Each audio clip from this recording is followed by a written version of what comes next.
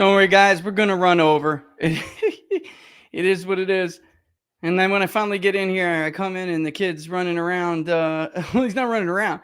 He's sitting at my desk, like just in all his glory. Drawing pictures, butt stark naked. Funny kid. Funny kid. All right, locals. You ready? You're ready. Getter's ready. We're all ready. Everybody's ready. Let's get this thing going.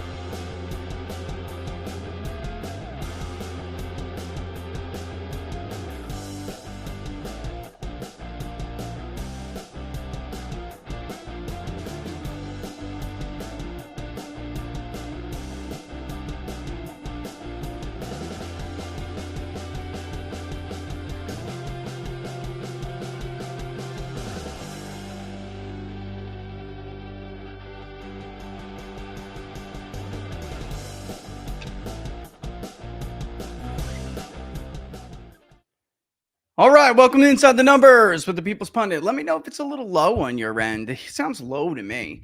All right, it is Wednesday, July 10th. Don't forget, if you like the videos, to like them and share them far and wide. All right, if you're over on Rumble or YouTube, vice versa, whichever one it is, mosey on over, like and subscribe there as well. It does a tremendous amount of good for us.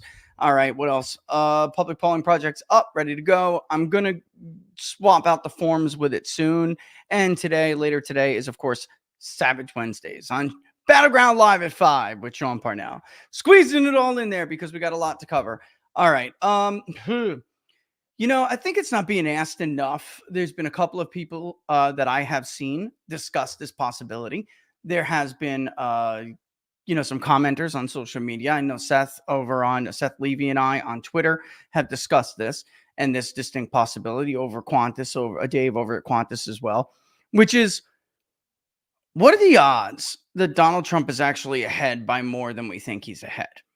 And the reason why I'm bringing this up now is there was a great article in Real Clear Politics. We're going to discuss it.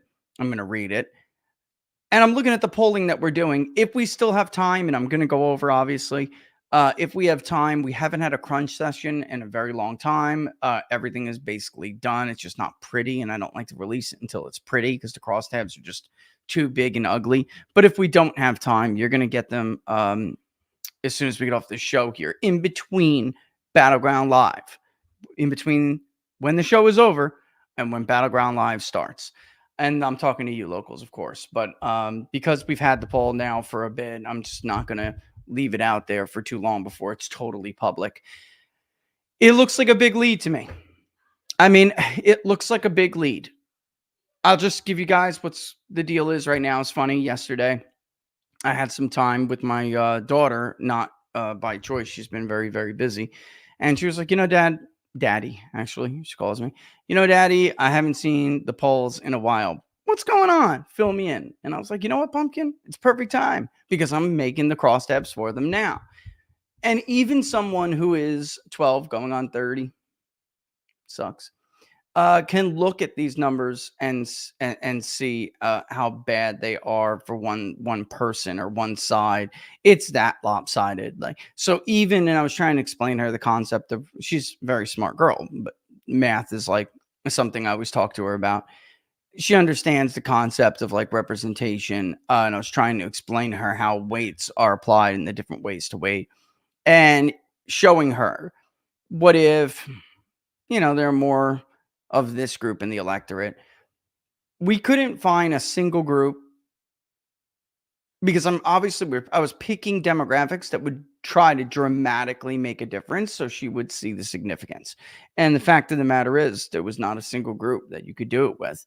There were, even in this raw, which you'll see, more urban black voters, because we talked about this last week. I was trying and intentionally trying to sample more urban black voters to see if his margin there would go down, or if there was a major difference between urban black voters and suburban and rural black voters, for instance. And the fact of the matter is, it was negligible. So this is becoming a lead that's so ugly, and I think they clipped the right clip on Real Clear Politics from Charlie Kirk and I yesterday, and that's on RCP right now if you want to look at it. They clipped the right clip because we're getting to a point now where we expected there to be, or I didn't expect it, but we were told that there would be all of these congressmen and senators who would come out and try to push Biden out of this race because the polling is getting so ugly. And maybe, and a lot of, like, for instance, I'm going to play a clip in a second. He had the cojones to say something, but the truth is Trump has been underrepresented. So if he wins in a much bigger fashion than people think, it's going to take these down ballot candidates with them. Like, for instance, people were just complaining about Arizona. How could Kerry Lake have whatever percent chance, and why is she favored? Folks, in the modern era, there's no ticket splitting during presidential elections. It doesn't happen anymore. One example in the 21st century. And, well, in the Obama really is his own era and beyond. Susan Collins of Maine. That's it. And Trump won the 2nd district. He just didn't win statewide. But that's the one and only example you can find. There is nowhere else outside of a midterm election where you can find one. And it's getting so bad now. Trump cannot be that far ahead in a state like Arizona and Kerry Lake not win. That's just ridiculous to think that and entertain that. And we have to now start. I think there's not enough people entertaining the fact that he could be ahead by a lot more. And you have people, I'm not going to give it away yet, like the senator, who are coming out and saying this behind closed doors. I think it's going to wipe out the lot of us. And we were told by Monday, Tuesday, and actually today's Wednesday, we were told by yesterday, there would be a deluge of congressmen and senators who understood that and were going to come out against Joe Biden. That deluge turned out to be like a drizzle, a moderate, not even shower. You can't even say it's a shower. It turned out to be a trickle. And these people are not abandoning him. All right, so we'll get into that in a little bit more. It's very difficult too. Now, I didn't expect them to abandon him for all the reasons we've been telling you. One is, once your emotions, you put them aside and you think rationally and reasonably, put the talking head nonsense out of your mind. The state laws are so incredibly difficult, so incredibly difficult. The party rules, so incredibly difficult. The money can only go to Kamala. Is she really a better choice? So it was like, once you begin again to take a step back, take a deep breath, and then look at the alternative, the Democrats just really don't have any good choice here. All right, so it is what it is. The other thing I want to make sure, I know we started late here, and I'll explain to you why. It's like when it rains, it pours. Everything's breaking on, but it is what it is. I won't bore you with that. The other thing I want to talk about is I'm getting a little bit concerned, and when you see the poll, you'll understand exactly what I'm talking about. I'm getting a little bit concerned that people's true reasons for voting for Donald Trump are going to get like dismissed outright, if not at least faintly ignored. But the Democrats and the media, and what's the difference, to the same thing, are going to chalk it up to Joe Biden being senile and Joe Biden lost, but anybody else could have beaten Donald Trump and blah, blah, blah, blah, blah. And we're forgetting something. We're forgetting that Donald Trump has been ahead for over a year. The truth is, he was leading Joe Biden before the midterm elections. The truth is, people have been telling us they want Donald Trump back 2 years into Joe Biden's presidency, less than. And the reasons are real reasons and real grievances. And they're going to use this crap as an excuse to not address their grievances, because that's all we do in this country is go from one hoax to another, one sensational news story to another, one crap and this and story and that and blah, blah, blah, blah, blah. And what never happens is that the people who are trying to affect some kind of change are never listened to. And we're going to turn into Europe, just completely stale, unable to progress. They're a bomb waiting to go off. That's what Europe is. They no longer have the mechanisms to affect change, and they don't like the status quo, which is a failing political globalist believing class who can't govern correctly. Everything that they say that they don't like is just a matter of racism. It's this, it's xenophobia, it's that. No matter what they do, try to elect somebody else, it doesn't matter. They vote for Brexit, they don't listen. So they are paralyzed by this. And eventually, the fuse is going to run out. And that bomb's going to go off. And I'm worried we're becoming like that. Everybody now is all of a sudden pretending, oh my God, Donald Trump's going to win. No shit, Sherlock. Donald Trump has been the favorite in this race for a long time now. Cook Political Report just moves them in 538. I don't know what the hell they're doing other than being Democratic, like narrative war, propaganda tools, whatever it is. Like, what took you so long to move those states to lean Trump and move the others to toss-ups, which, by the way, Trump leads in? What took you so long? They don't listen to those grievances. They don't understand them. And because they don't, they come out with crap like this. And they're looking for an excuse as to why this is all happening. Just like the Russia hoax was a way in their minds to make everything make sense.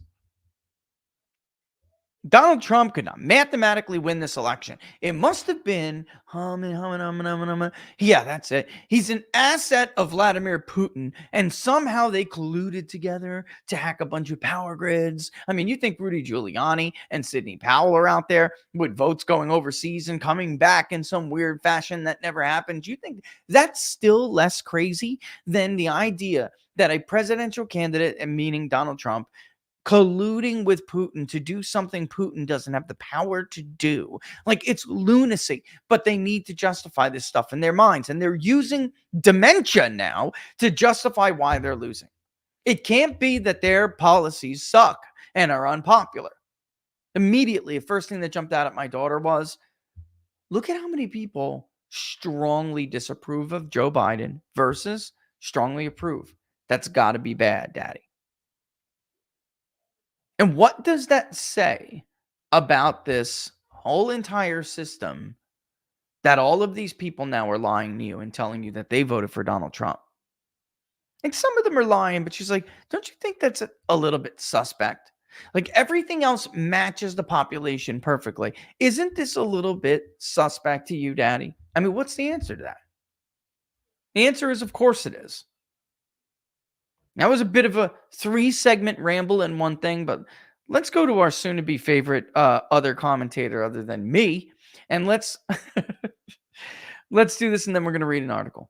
I just really want to give an indication here that Donald Trump is favored at this particular point. That's the bottom line. You know, if the election were held today, according to the Cook Political Report, 268 electoral votes are either leaning or solid in his direction versus just 2. Hold on. Harry, I'm going to need a clarification on whether or not you think the Cook Political Report is anything but bullshit.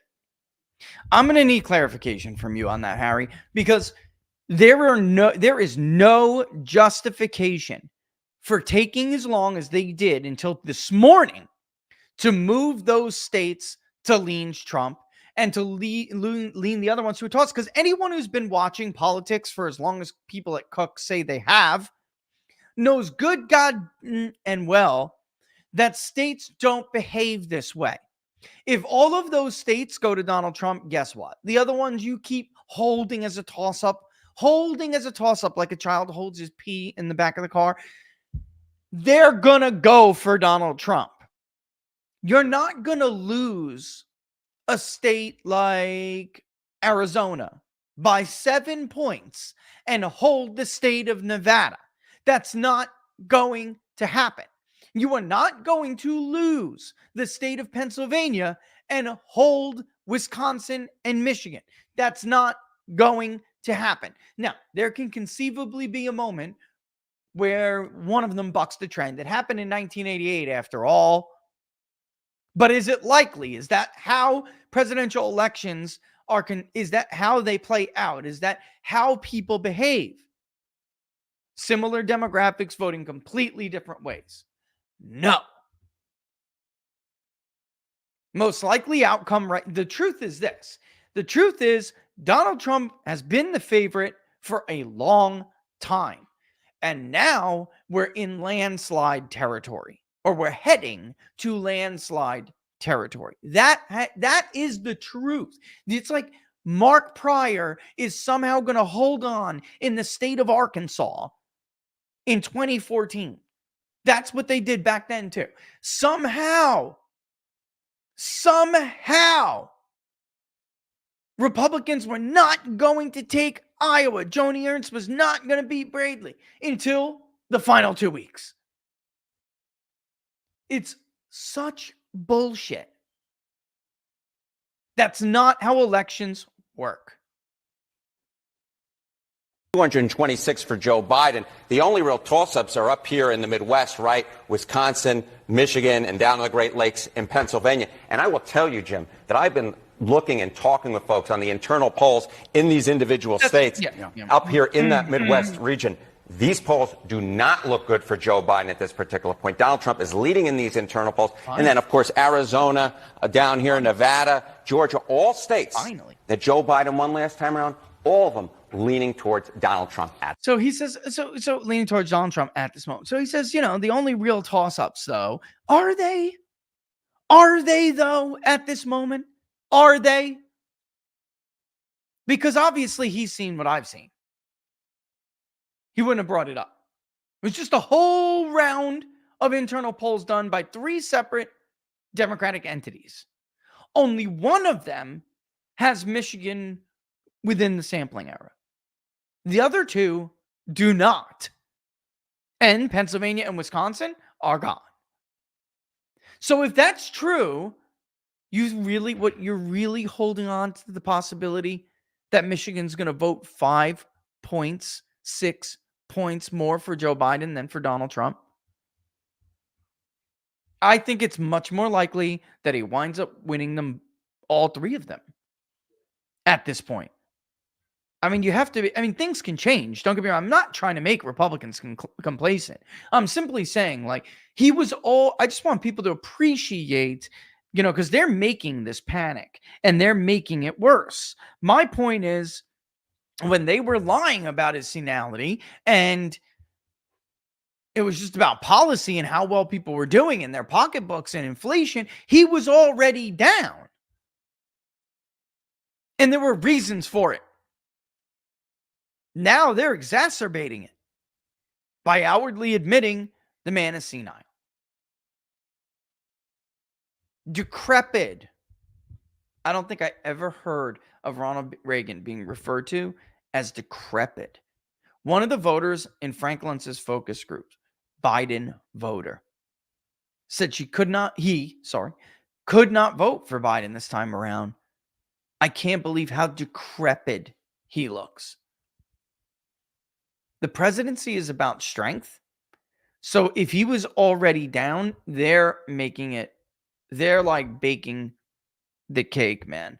They're baking the landslide cake, because you have to meet a presidential bar. And as long as voters think you do, if they dislike the other person and they think you're strong enough and you can be trusted with the presidency, they'll vote for that person. They will. Because after all, I don't know. I really don't like that other guy. And how bad could it be anyway? They're not going to vote for somebody that's being painted the way the media is painting Joe Biden now.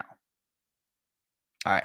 And if he doesn't win those blue wall states, it's over. That's it. If he wins, if he doesn't win any one of these, he has to run the table. Yeah. He has to win all of these states. And I know from the internal data that I've been talking to folks, he's not ahead in a single one of them right now. And Harry, you're also looking at Google searches.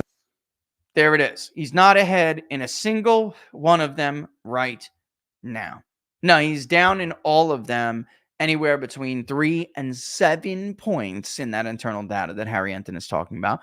And in one of them, he's down in Michigan by a single point. Just so you guys know, and we're all on the same page. And yeah, there's no possible or viable path. So it's like we have to start wondering, because he's up in the popular vote. By the way, it's the first time the president's been up in the popular vote in the Republican presidential candidate. It's the first time they're ahead in the popular vote at this time in the cycle since George Bush the first time. Because Bush didn't retake. He had the lead the whole year, and then he lost it during this period. He'll take it back at the end of summer. But at this point in the cycle, you'd have to go back to GW running against Al Gore. And it wasn't this kind of a lead. They went back and forth. Nationally, it looked like Bush was stronger than he was in the states. There wasn't like that national state consensus forming.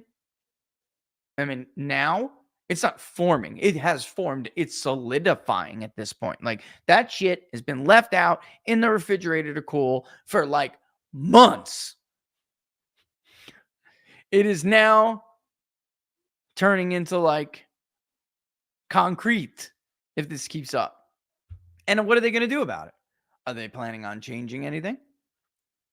I mean, I'm going to play this because like we're going to lead up to reading this thing here. It's very brief. It's not long. But I think we now need to start at least exploring the possibility that this could be bigger than the polls suggest. Because I just feel like so many of these people we talk to, they know how they're going to vote. They're just not telling us. They're just not telling us. And if that's the case, ouch. And then we'll talk about the demographic groups that are driving this. Because if Trump is doing better than expected, there are two opposing scenarios where he could do better than the polls expected. And then there's like a combined scenario that's like a hybrid of both of them, which is worst.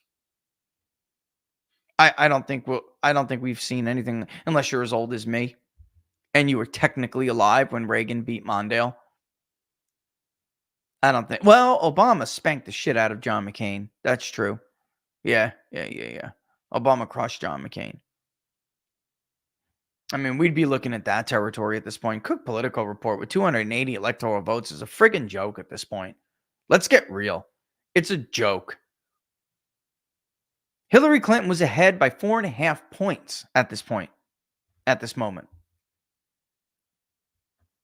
And by the way, she was not like leading the entire time. It's totally different here. It just feels like there is this very clear and very consistent lead for Trump. People are just now starting to acknowledge it because the media is behaving the way they're behaving post-debate.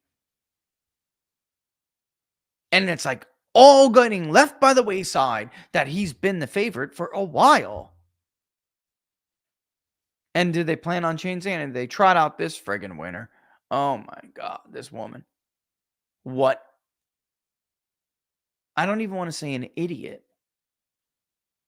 But what do you think she cares more about? Like, this clip to me said it all, man.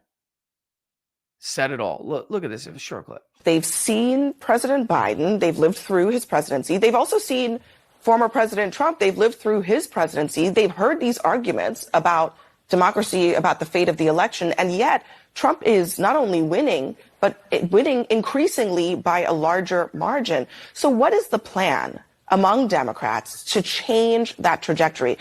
It sounds like you're talking about saying and doing all the same things, but do you believe that something needs to change? I think we need to keep working. Keep working. That's all. We just got to keep working. Working on what? Because the only thing that looks like she's concerned about at the current moment is how her hair looks on camera. I mean, this is so unserious, but this is what they are, folks. This is the ruling class. And I lied to you. There's one more clip before we read this, because this segment was in reaction to Senator Michael Bennet from Colorado saying behind closed doors during that meeting that we've been talking about that was coming and has now come, that Joe Biden is going to get wiped out. All right. And I'll let him to his credit, when it was reported and it was leaked, when it was reported, he didn't deny it. He didn't backpedal. It can give a lot. Listen, a person can have a serious problem with the president of the United States. I'm telling you. So you have to give this man credit that he went on TV, same network, and they asked him about it. And they were pressing Maxine Waters about that right there. Congresswoman Maxine Waters from California. If you guys don't know who she is, she's a total tool. And by the way, that she's a total tool and a fanatic lunatic. And yet we were told in 18, or the voters were told in 18, don't worry, we're not going to put people like that in positions of power. We're not going to impeach Donald Trump, something the country did not want done. And they lied. They put that woman as the chairwoman of the finance committee. She didn't even know what roles banks did have or didn't have in student loans anymore, which of course they have no role in anymore. But she dedicated like entire hearings to grilling bank executives about student loan debt they have no control over. Like, this is how this is what I'm talking about. This is how unserious these people are. And they're going to just keep working, Maxine. Keep working. Anyway, Senator Bennett goes on CNN. Guy stood his ground. Dana Bash reported that you, Senator John Tester, and Senator Sherrod Brown all said during that lunch that you don't think President Biden can win in 2024. Is that true? Well, it's true that I said that. And I did say that behind closed doors. And you guys and others asked whether I had said it. And that is what I said. So I figured I should come here and say it publicly. Why do you think he can't win in November? I just think this race is on a trajectory that is very worrisome if you care about the future of this country. Joe Biden was 9 points up at this time. The last time he was running, Hillary Clinton was 5 points up. This is the first time in more than 20 years that a Republican president has been up in this part of the campaign. Donald Trump is on track, I think, to win this election and maybe win it by a landslide and take with him the Senate and the House. All right, and that's what we're going to talk about here, because some of them are coming out and saying that it doesn't take Tester any real balls to do this. For the trio that they're talking about, of course, is Tester, Bennett is the other one, and then Sherrod Brown. So it doesn't take anyone but Michael Bennett any balls to come on CNN and admit that. Okay, why? Because Michael Bennett is in a state that is a far more Democratic state. So, he doesn't want to poke the bear like that. He certainly doesn't want to be put in a position. Maybe he thinks Colorado is going to be closer. I don't know. I would look to New Mexico, as I've told you, a lot sooner than you would look toward Colorado. There's just too many educated white liberals in Colorado, where it's like, 1 in 5 are Hispanic. Well, 4 in 10 more like are Hispanic in New Mexico. And there's a lot less of the, I mean, they have obviously their Albuquerques, they have their Santa Fe's, and for those who don't know, in New Mexico, obviously is Albuquerque, Santa Fe, but in Colorado, you're looking at the Denver area and other places, Boulder, but it's a lot more of a risk for Bennett to come out and say that. Tester is in a red state, right? Sherrod Brown is in a Trump red state. I think that's important to make that distinction. They could call the president after it leaks and say, hey man, I'm doing what I got to do to survive. And the president probably be like, all right, that's the way it is. Let's save the Senate. But here, let me read this real quick before we move on. And then I'm trying to lay a foundation here, guys, for this idea that I think maybe Trump is ahead by more than the public polling suggests, except at least other public polling you have seen thus far. Like, I'm going to tell you what it is right now. This poll is a Trump plus 6. This poll has Trump at 53%. 53%. With leaners, he is up by 6 still. Biden's winning the leaders, but it is not enough to stop. In the head-to-head, Trump is just about at 53%. That's a sign to me, because we have been ahead of the curve so much here.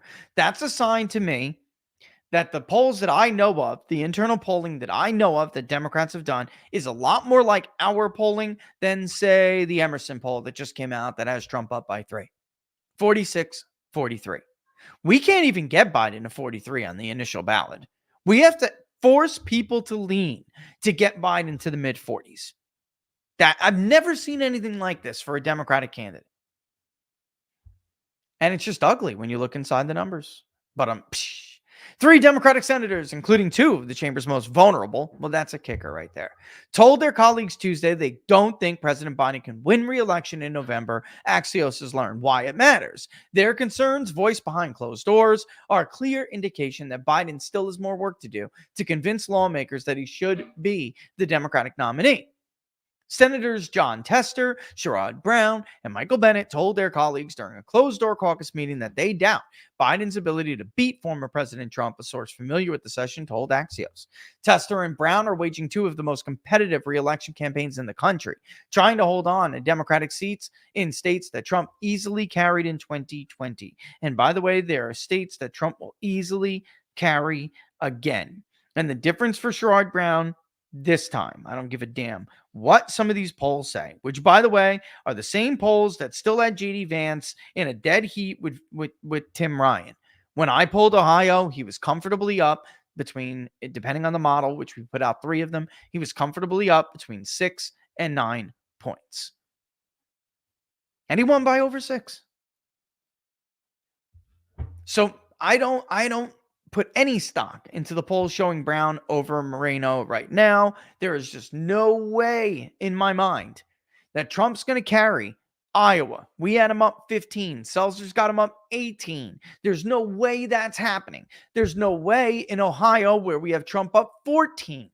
There's no way he's going to carry the state of Ohio by 14 points and Bernie Moreno is going to lose to Sherrod Brown. That's not going to happen.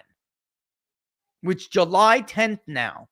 At some point, we have to start putting aside, we have to start separating the BS here. This is the way it goes every election cycle. And then miraculously, within a couple of last weeks, everyone starts showing what is the realistic picture and position.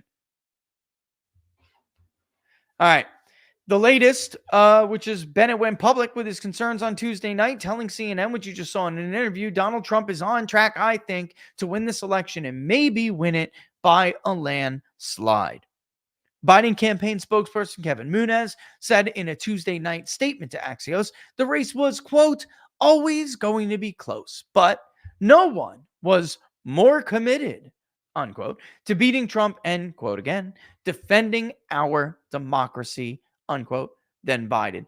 Let me just tell you right now, Biden does not have a lead on defending democracy. The Fox poll, even before the debate that was conducted, was an outlier then. His lead on that has been dwindling away and vaporizing by the month, by the second, actually. And we've showed this in our own polling, and now it's like others are caught up, and that's great and everything. But the fact of the matter is, this argument doesn't make sense to voters anymore. If democracy is at stake, then why is Joe Biden still the nominee for the Democratic Party? Nobody is even remotely pretending that Joe Biden does not have dementia anymore. Everybody knows he does. Everybody openly states he does. We're going to play a clip in a little bit. That's just unbelievable ass kicking by one of the moderators of the debate, someone who did nothing but cover for Joe Biden the entire 2020 election. He is the biggest Democrat ass licker on that channel. We on this show have read his emails with his producers back and forth to officials at the DNC, asking them what questions to ask then nominees, one of them soon to be the Republican nominee and President Donald Trump. I got Trump and Cruz coming on. What do you want us to say? How do you want us to trap them on foreign policy? We want to make sure you sound really good on Libya. We know it's your crowning jewel. That's a place where Madam Secretary can really shine. I'm not joking. I mean, I'm joking about that. I threw in that Madam Secretary can really shine bit, but he really did that. Jake Tapper's show has been about covering for Democrats forever. And ultimately, if you look at it through the prism of what we talked about on Monday and what Molly Hemingway was arguing, it still kind of is he's doing his job. He's doing that job, because the only difference now is that it's perceived that Biden is the problem. Biden's a liability for Democrats. Driving the news. Or wait, the dynamics at play are the ones we've anticipated. Voters continue to be deeply concerned by Donald Trump and his harmful agenda, and the more we engage and reach out to voters, the more they support. What? You're starting to sound like your boss. That sentence made no sense. And that is not, defending democracy is not even close to being at the top of the list of swing voters and voters that are going to decide this election. That isn't even on their radar, folks. They've had enough. They've had enough with the gas bills. They've had enough with the grocery bills. They've had enough with the lies. They've been lied to. Well, they were lied to long before Donald Trump ever came along. And by the way, Republicans' fecklessness and cowardice and inability to deal with them and the Democratic Party in any way, shape, or fashion on behalf of their voters is why Donald Trump rose through the ranks in a month, basically, to take over the top spot for the nomination and then later become the president and standard bearer of that party. Had they been better at their job, there would have never have been a need for Donald Trump in the first place. But I digress here. The fact is, they've been lied to long before even that. Joe Biden's perfectly normal. Joe Biden was senile when he ran for president. The drugs worked better. That's all. He had no idea that day in Wilmington where he was. No idea. He was being led under each armpit like a crippled old man. It's just now out there for everybody to see. It's the only difference. That and Pfizer can't give him anything that works anymore. Senate Democrats left the Tuesday meeting in an impasse over what to do about the top of the ticket, with Biden backers making impassioned pitches for the president. But other senators, including those that have been skeptical about Biden's chances, didn't take a position on whether he's their best option. Between the lines, Senate Majority Leader Chuck Schumer did not make an argument for or against Biden, according to a senator in attendance in a source brief on the session. I think that's very, very telling. I really do. As a matter of fact, I don't know what else you need to know. Schumer took the wait and see position. Schumer is in a safe blue area. A safe blue area. I guess he doesn't have, I don't even know what to call it. I don't want to commend Bennett too much, but you know what I mean? The guy is in a blue state. He can't make that phone call. Mr. President, I have to do this and be seen as opposing you in order to keep my seat. The only thing that's going to be said during a phone call like that is, you son of a bitch, you're never going to get $1 from us again. I don't want to commend the guy too much, but that is the reality. Schumer, on the other hand, apparently doesn't have a spine. Or whatever it is that Bennett has that he doesn't. There's something that Bennett has that he's missing. I don't know if it's a spine, a pair of balls, morality. I don't know what it is. I don't know. A deference for the truth. I don't know. Honor, integrity. I will not speculate. Afterwards, Schumer repeated 3 times the same line he used on Monday. I'm with Joe. Then if you're with Joe, why didn't you get your ass up there in the meeting? And as the Senate Majority Leader, who controls, by the way, the finances of the committee, that is the Democratic Committee to maintain or fight for a majority. Saying I'm with Joe in front of the camera or as in passing as a reply to a reporter is not exactly a resounding endorsement. What they're saying. Tester said in a statement that Biden's bad debate performance raised serious questions about whether he's up to the job for the next 4 years. We read part of that statement on Monday. Actually, he gave a further statement less than 24 hours later. He needs to prove to the American people and me that he can do it. Tester said, not denying to his colleagues that Biden can't win. Brown and Bennett's office did not immediately respond to this. All right. I mean, there is a follow-up I wanted to bring up, but wait, let's wait. Let's read that column first. And then, by the way, a commercial break, because I do have to get through reads, but commercial break is largely going to be Tom Bevan. So stick around. It's largely going to be a clip of Tom Bevan trying to explain where we are now, compared in like looking at history and context. Where the hell were we in the past? How are these things gone? And now where is Biden now? Like, how bad of a position is he really in?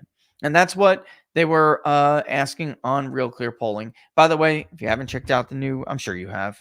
I mean, I'm sure everyone here, everyone listening has checked it out by now. But they also do commentary on Real Clear Politics under Real Clear Polling. I don't know if you've noticed that, but there's some really good stuff by Sean Trendy. This one's from Adeline Vandrell, and it's entitled, "Is Biden Trailing by More Than the Polls Show?"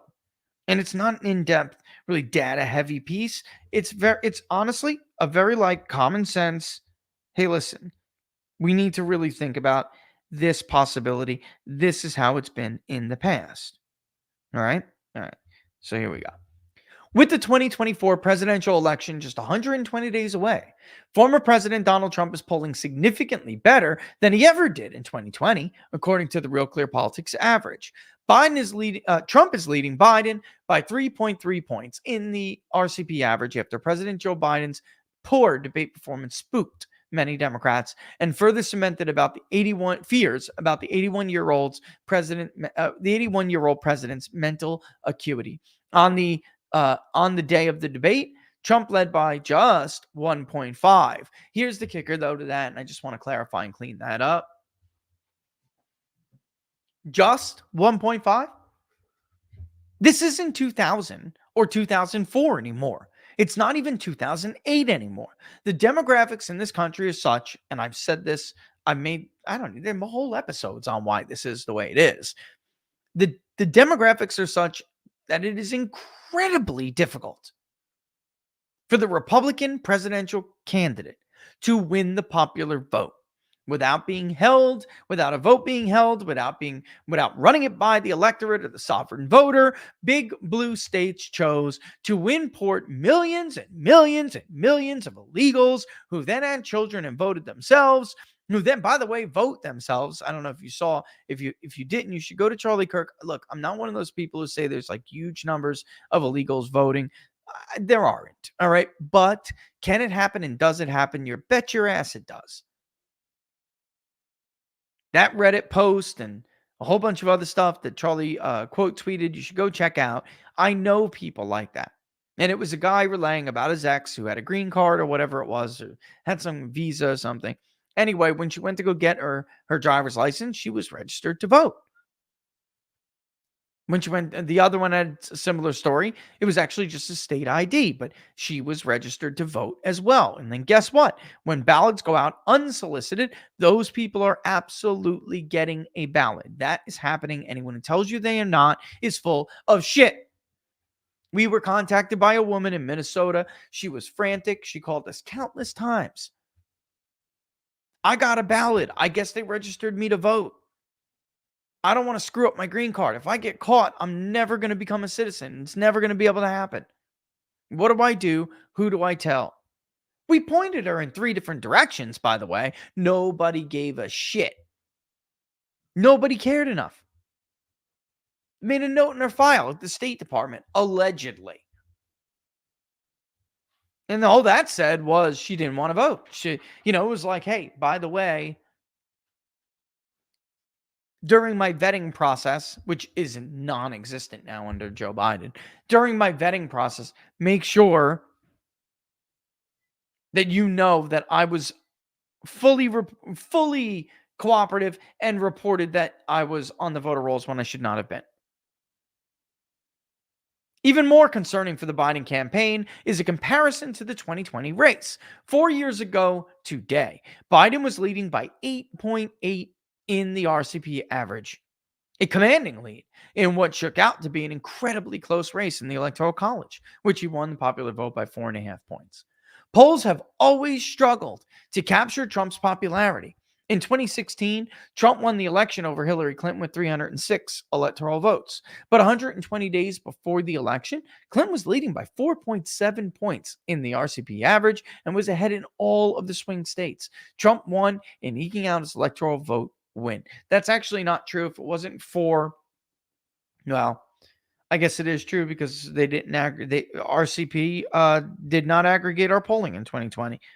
Had they, then Florida would have been a Trump plus state because between ourselves and Ann Seltzer over at Seltzer and Company, they would have both been Trump pluses. And then I believe Trafalgar did have Trump up in Florida as well. But even if they did aggregate us, Trafalgar was the only other poll that showed Trump up in the Midwest states. So it still would have been a Clinton plus whatever. And by the way, I don't know when Trafalgar first showed Trump up in a state like Michigan. I don't know. I can tell you in our own, it was fairly late, but the races were close from the jump. Now it's a very different situation. Just 1.5.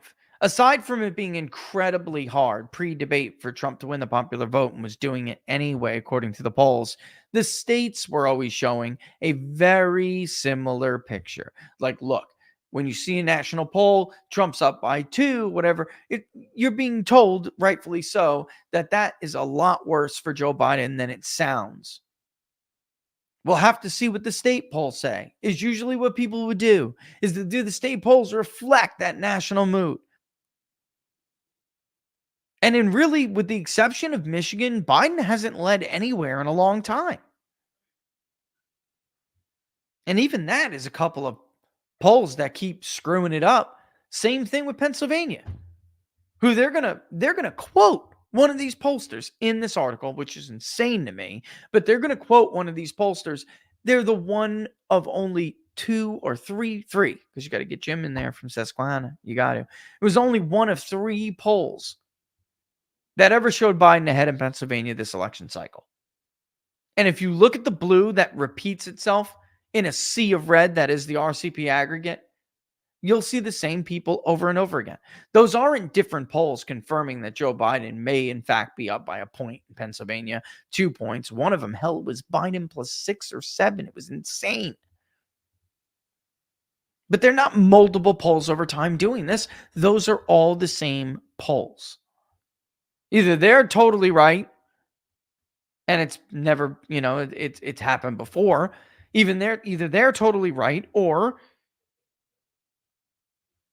well, either they're totally right and the rest of us, the consensus, is wrong, or they're an outlier and it's garbage. Either way, here's the kicker. I mean, there's no historical data to back up a scenario like the latter, or the former, like the former scenario. Could it be that we're all overstating Trump? Of course it could be. That's absolutely possible, folks. But is it likely? Which one is more likely? People all of a sudden just are comfortable admitting that they're going to vote for Donald Trump? Or that we have yet to truly correct it and he's ahead by more? Clinton was ahead by 4.7 in the RCP average and ahead in all the swing states. Trump won in eking out his electoral vote win. There has been little consensus on why the polls understated or underestimated Trump's support. Just the undeniable truth that in both 16 and 20, Trump performed significantly better than was predicted by pollsters. And honestly, that's kind of half true. There are those of us who are fairly certain we know exactly why the polls did understate Trump in 16 and 20. And that's why, for me, as somebody who does know that and is very confident, for me, it's like a little bit ridiculous to assume that all of a sudden those groups are now dying to talk to pollsters. And honestly, that's not what the polls are suggesting. The polls are suggesting that there are two major groups where Trump has made inroads, racial groups. And we can nest them all we'd like. We can dig down into their ethnic detail. But there are two main groups that Trump is just simply doing better in than he had, not just in his past performance, but I'm talking about compared to the polls that were conducted in 2016. And not to jump the shark here or jump the gun, but seniors, Trump always performs better with seniors than he polls. Go look at the final New York Times poll in 2020, and you will see that Joe Biden led Trump in the New York Times poll nationally among seniors. Who carried seniors? Donald Trump carried seniors. But there are others as well. I mean, that's just by age. What about all the new younger voters that would never 4 years ago would we, more than 4 years ago now, but never would we have seen those numbers for them? It simply would not have happened. Now, with just 4 months to go until the November election and Trump leading comfortably, it is understandable that the Biden campaign would be nervous. Unless the pollsters have failed to correct their sampling errors, Biden could be in for a devastating defeat. And here's some more evidence as to why it is possible we still haven't corrected. Now, I don't think I'm going to understate him. A Trump plus 6 nationally that I'm about to drop is a ballsy poll to drop. That's a big lead for a Republican candidate, folks. But, and that being said, do I think I'm going to understate his support? I don't. I think at that level, I may be in danger of overstating it, but I think our picture is very clear. And I think the demographics that are fueling that lead this going to happen. This is going to come to fruition because I don't know when it's supposed to not anymore, right? Like what month? And I told Charlie this yesterday. I've told you guys this before. At what point do we just concede that this is real? He's doing better with younger voters. He's doing better with black voters. He's doing better with Hispanic voters, right? He's even doing better with white college-educated voters than our poll suggested from back in 2020. At what point do we just concede that this is not going to shake out the way they think or where they're hoping, and that this is very real? Like Michael Bennett said, I mean, this is getting to a point where this is kind of crystallizing. What is it going to do? What could they do to undo this? Because hell, you heard Maxine Waters. That woman is totally clueless, folks. She has absolutely no idea on how to fix this problem with Biden. His consultants have no idea. They just keep defaulting back to, he's a felon. And how could you vote for a felon? And also, what a major threat he is to democracy. Like, nobody gives a shit. Nobody's buying it. It's a much easier story for a voter to tell themselves, especially these like low prop voters that we talk so much about. It's such an easier common sense story that the old senile man who probably robbed it in 2020 is now seeking to persecute his political opponent because he is losing. It's such an easy story. So when you take he's a threat to democracy and throw that shit at the wall, it's not sticking. They're not even thinking that's the main threat to democracy anymore. J6 and the freaking Proud Boys. They're not thinking that anymore when you ask them that question. They're thinking Banana Republic stuff. Maybe they don't even know that term or they're not familiar with some of it. Again, it's just a very easy story for the common man, woman to tell each other, to understand. You know what I'm saying? I hope this makes sense to you. Anyway, the 2024 polls have fluctuated in tandem with the job performance approval ratings of both Trump and Biden. And here, get this: this is more evidence that we could be understating him, or we meaning polls. But again, not me. I don't think I am, but others. A recent USA Today Suffolk University poll taken post-debate shows 51% of respondents said they approved of Trump's job performance. Retrospected job approval, 51%.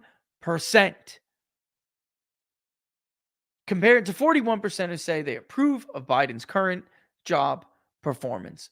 Folks, if we're using approval ratings as a benchmark, and 51% say, you know what, in hindsight, the vote share is usually higher than approval rating. Well, it is now. Now it is. Anyway, the same poll shows that nearly 60% of Americans view Trump as someone, quote, who can get things done, unquote, compared to 44% for Biden. A concerningly low percentage for a president who prides himself on the passage of sweeping bipartisan legislation. What a load of shit. Getting rhinos to come over and vote with you in the U.S. Senate is not real bipartisanship. It's plucking off a few selfish people to be able to get things done so then you can have a notch in your, another notch on the belt. As the director of polling, right, I forgot this. Looking at these more qualitative responses might give poll analyzers and predictors a clear understanding of Trump's appeal to the American public. Perhaps the confidence voters place in Trump's performance capabilities will be more telling of the way they plan to vote in November than a simple question about the head-to-head match. That may be true. I just don't. So it really depends on how you ask it. It really does. As the director of polling at Muhlenberg College, Christopher Borick put it, quote, in the end, like so many Trump-related things, there may be different rules when polling an election with him on the ballot, unquote. If the past is any predictor of the future, Biden may be trailing by more than the polls show. All right, it's 2:03. We're going to have to take a quick break, but I mean, that really does sum it up.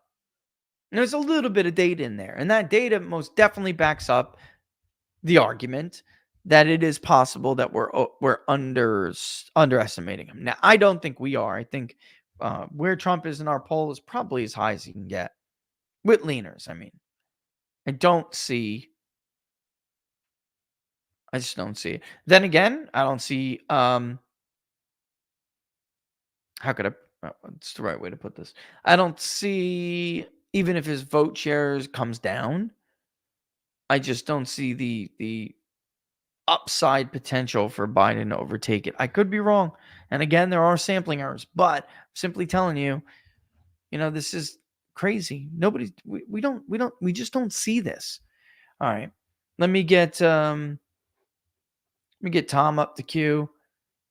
We're going to play a video by Tom Bevan at Real Clear Politics. Take a really quick break before we do the read. Let me get a cup of Joe. Hopefully that'll help my voice a little bit, and we'll get back into it. But yeah, man. Hold on, give me 1 second anyway. Whoa, that's supposed to be muted. Let me get through this. What's this, 10 seconds, 15 seconds? Sure, the show can handle that. Fridays, Q&A, don't forget. So I'm sure there's going to be a lot of questions, and I will start very, very, very soon to start throwing in these like off schedule little rants. There's just too much going on. Even if I were to go over all the way to 3:00, still wouldn't be enough. It really wouldn't. There's so much. Prep for a show in the morning, late at, the night before. And you're like, my God, something's got to get cut. That's where we're at. I don't want to cut things. So we're going to have to start doing kind of like mini episodes on locals in between. And also, by the way, YouTube, if you are an elections basic or higher member, you will get that as well. All right, let me play this clip. When we come back, we'll do a read and then get back into it. All right. Don't forget to smash the like button if you like the videos. Share them far and wide. Polls with George Stephanopoulos. Tom, Biden talked about the polls with George Stephanopoulos on Friday. He sometimes says he doesn't look at the polls, or he also says he thinks they're wrong. But he did say in that interview, and this is the quote, all the pollsters I talk to tell me it's a toss-up. It's a toss-up. And when I'm behind, there's only one poll I'm really far behind, CBS poll and NBC. So the White House later said that he was really referring to the New York Times. Sienna. Yeah, I was just actually going to say in the New York Times poll, he's way behind. The CBS News poll, he is behind, but it's not as bad as, let's say, our poll is going to be, or the New York Times poll is going to be. Showed a closer race, but nevertheless, it showed a race with Trump above 50. They're like 1 point lower than where we're going to wind up ending up here. A poll which showed a 6-point lead for Trump. So maybe the president isn't paying attention to the polls. We are. What are the polls really telling us? Well, listen, I mean, this is, Donald Trump did this and does this repeatedly. Oh, my polls are so great. I mean, well, no, not really. Biden's the same thing. I mean, he's either confused or he's lying, and it doesn't really matter which. Yeah. He's behind, by right. a lot in a lot of different polls. And he said, during this interview with Stephanopoulos, he said, well, they said all the polls said I was going to lose in 2020. Well, that wasn't true either. I mean, if you go back and look, he led in 227 out of 229 polls that were taken in 2020. Okay. And he, by an average of anywhere from 5 to 10 points, he finished 7 points ahead of Trump. In our average, he ended up winning by 4.5. And then people said, well, he was clearly talking about the primaries. Okay. Go back and look at the primaries.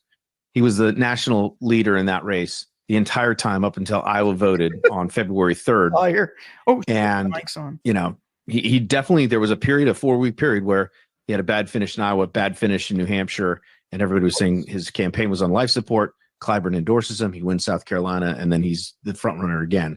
But even if he was talking about the primaries, it's not exactly true that he, all the polls were wrong and said he couldn't win, et cetera, et cetera. And this time around, it's the same thing. I mean, he's trailing in every single post-debate polls. We have 11 polls in our average now. All of the data is post-debate, and he's behind in every single one. One poll that just came out, Reuters Ipsos, which just came out the other day, had it tied, but everybody else has him behind by anywhere from 1 to 6 Reuters points. So ass. there isn't a poll. It's not really a toss-up. It's not. No. I mean, I suppose maybe his internal pollsters are trying to tell him that to give him a boost, but it's not really a toss-up right now. He's trailing. He's trailing even more in the 5-way race. And at this point, 4 years ago, he was leading by almost 9 points. So it's about a 12-point swing over the last 4 years against him. And what about in any of the swing states? 12 any movement there? points. So the swing states, Trump's average lead in the Big Seven, I know Carl doesn't think it's 7. It's more than 7, Carl, is 3.8, which is, now he did get this round of polls from Morning Consult and Bloomberg, which showed him actually picking up some support in some of these states post-debate. Hot but garbage. all the other data that we've gotten post-debate is suggests that he's fallen behind a little bit. And I think when you put all those together in the average, Trump's lead in the battleground states was about 3.3 or so, and now it's 3.8. So he's expanded it a little bit. But it hasn't been. There's no way that you can look at what happened in the last 10 days since that debate and say that Biden has improved his position. If anything, it's gotten worse for him. So, Carl, are there internal polls that we're not privy to where he's doing a great job, or is this just spin on the White House part, or what's going on? I think he was winging it a little bit, but look, I once covered a politician long ago campaign, and he said something. I don't remember who it was, Lamar Alexander. Somebody said polls go up, polls go down, and if you're running for office, you tend to look at the polls that support you. These Bloomberg polls that Tom just mentioned, they were good news. Biden picked up, this is post-debate, picked up in that poll in the swing states. So look, this thing isn't over. I would still say it's 50-50 chance. I don't.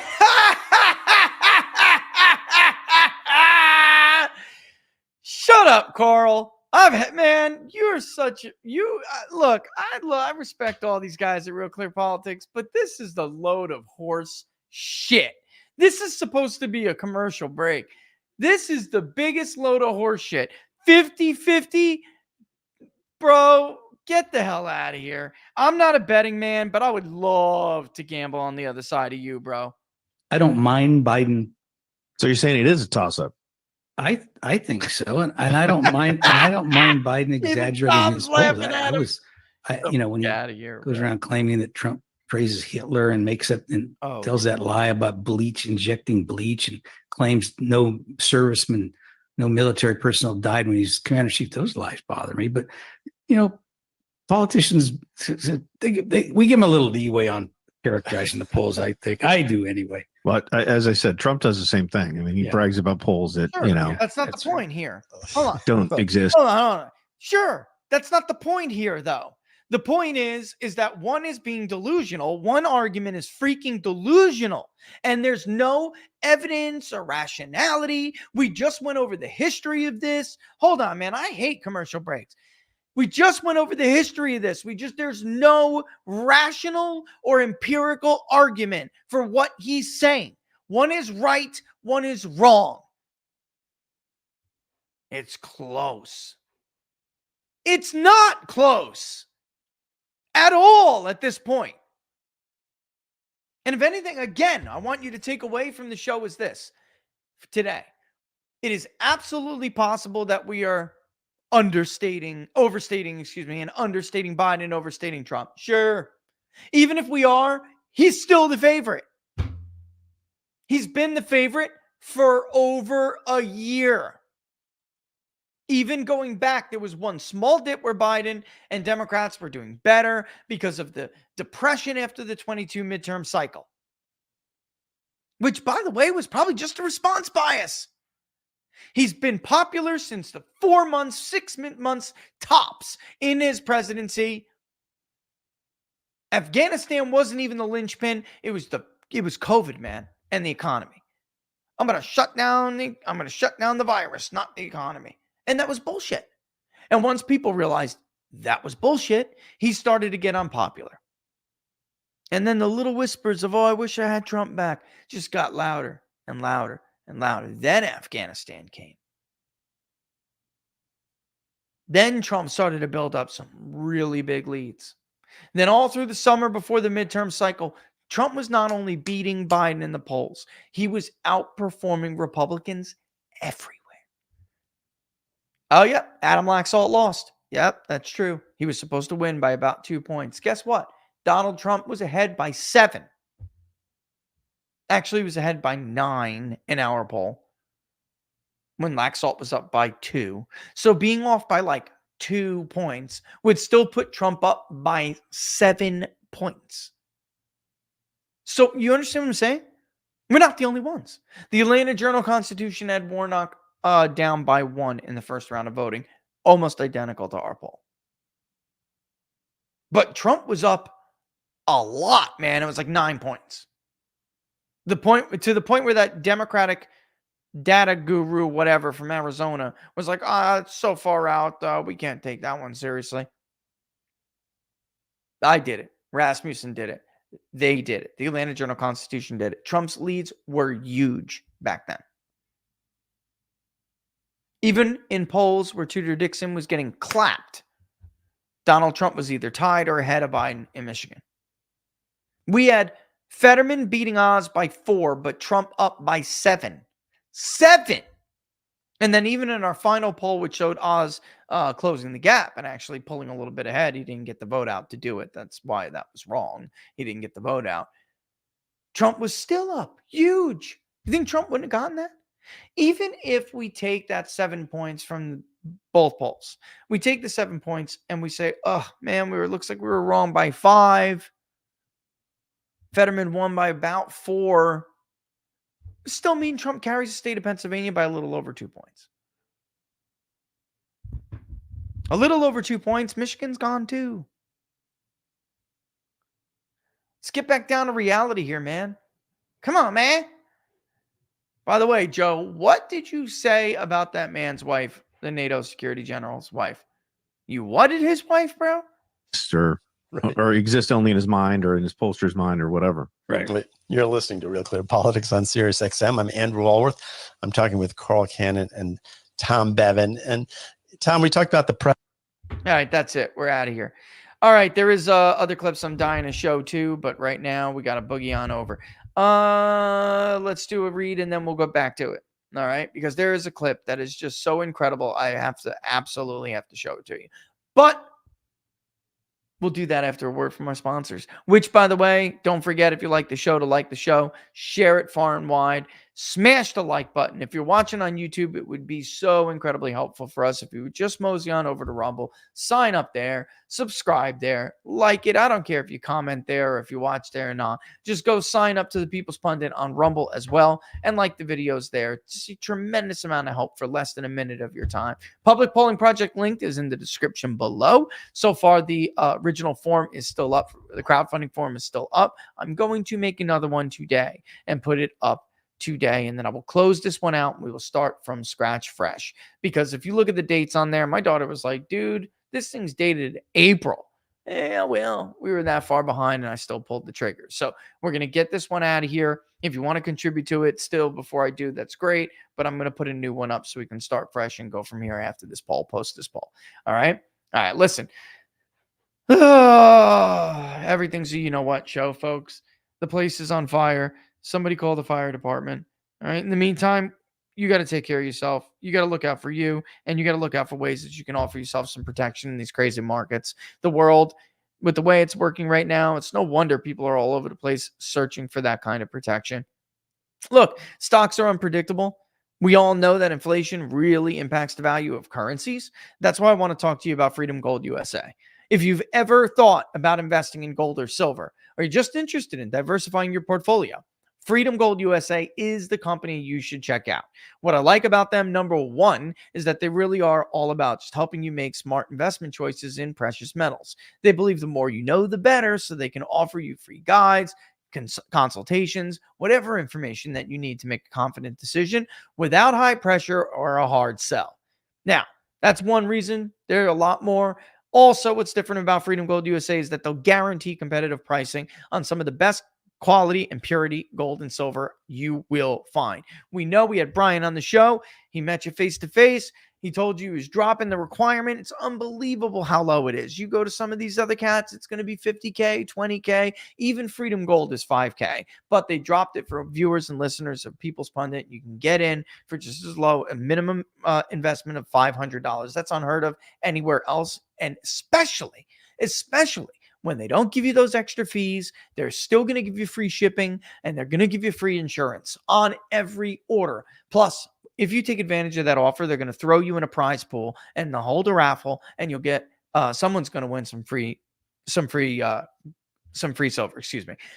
Listen, you could still even check around, look around, see what you might get on some other qualifying purchases. They'll give you $500 in a credit if you open a new gold or silver IRA. I mean, what is not to love about this, folks? And the best part is dealing with Freedom Gold, Brian and Freedom Gold USA, all those guys over there, is that it is super hassle-free. You won't get any pushy sales tactics from Brian or his team. They really are just about helping you reach your financial goals in a way that works for you. So go give them a call. Tell them the People's Pundit sent you. The number's 888-279-3592. That's 888-279-3592. And don't worry, I'm not in that raffle myself. I did not. I will not partake. There's a website too, which is also on your screen. You can check out. Super easy to remember. freedomgoldusa.com/rich. freedomgoldusa.com/rich. Contrary to public opinion, I actually have a name. Everyone calls me the People's Pundit no matter where I go, but we actually have a name. My daughter and wife were in Publix the other day, and guess what they saw in Publix? Yup, somebody walking around with a People's Pundit shirt. Many of these people just straight up don't even know my real name, but I'll take it. Find out about their latest special offers. See what deals you may qualify for. Let me give you the number again, 888-279-3592. 888-279-3592. Or freedomgoldusa.com/rich. Don't wait. Give them a call. Go talk about protection. Go talk about diversification. Secure your financial future today. Get in that raffle. Get in the raffle. This is a no-brainer, folks. No-brainer. All right. July 10th, 2024. 12, and it is literally 2:20 right now. There's a real quick poll I did want to show you. Since I had my little rant about the media and we played Molly Hemingway's clip, she said, and I quote, "No matter how much you hate the media, it's not enough." Rasmussen Reports polled what Molly Hemingway said. I kid you not. Which of the following news organizations do you trust the most? Fox News leads the way, but man, they are down bad from their one-time near majority who would answer this. None of them is almost as much as Fox News, which is number one. CNN's only 12%, ABC 9, CBS 6, NBC 4, Newsmax 8, News Nation 1. I'm sure people just don't know News Nation yet. I actually like News Nation. Got to be honest with you. Is it leftist? Yeah. So is Spectrum. There's some alternatives out there, but they're certainly better than some of the other cats we're reading right now. MSNBC also 10. Not sure 4. Is the problem of bias in the news media getting better or worse?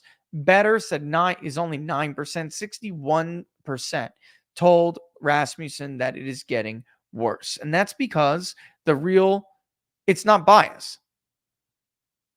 It's corruption of the highest order.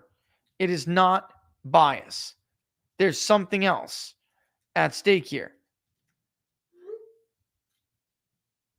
It's corruption. The whole business model in the media is broken. From who sponsors and what their agendas are, who sponsors, who even puts them on the air. The whole damn thing is just, it's got to be redone. It's unfortunate, but that is the way it is. All right. Where are we at here? Last question. What Molly said. Do you agree or disagree with this statement? No matter how much you hate the media, it's not enough. Strongly agree, 21%. Somewhat agree, 24%, for a combined agreeing of 45%. Somewhat disagree, 16%. Strongly disagree, 12%. Look, not sure is a huge number here at 27%. I'm not sure how they asked or if there was an added prompt to this. We would have said something like, political commentator Molly Hemingway said this in response to this. Do you agree with that statement? Or do you agree with the following statement? And then lay it out again. I don't know if they did that or not. Seems there's a lot of unsures. Or I wouldn't even have said the commentator's name because that can inject bias. I would have just said a political commentator or a well-known political commentator recently said the following. Do you agree or disagree with? And I probably would have said in response to, maybe, I don't know. Maybe not. Depends if it was, more bias injecting, which it probably would have been. Because if you're saying, and it's a negative connotation for Biden, Democrats are going to clam up. If it's a negative connotation for Trump, Republicans are going to clam up. Both ways. Cuts both ways. All right. It's already 2:23. I know it is. I just want to have a little bit more fun. I guess we're not going to get to it, but that's all right. Don't forget, Parnell, 5 p.m. Eastern Standard Time. Live at 5. Savage Wednesdays. Last Wednesday, the People's Pundit called Kamala heels up Harris. What's he going to do this week, baby? What's he going to do this week? Where the hell is this clip? Aha. All right. This is a hat tip too. Oh, there's one more thing I want to read before we're done. Gotta read this. About whether or not Biden is trailing by more than people think. How do you know? All data suggests, everything that we have suggests that that's the case. We're not getting any more responses from working class people than as usual. That's not what's happening here.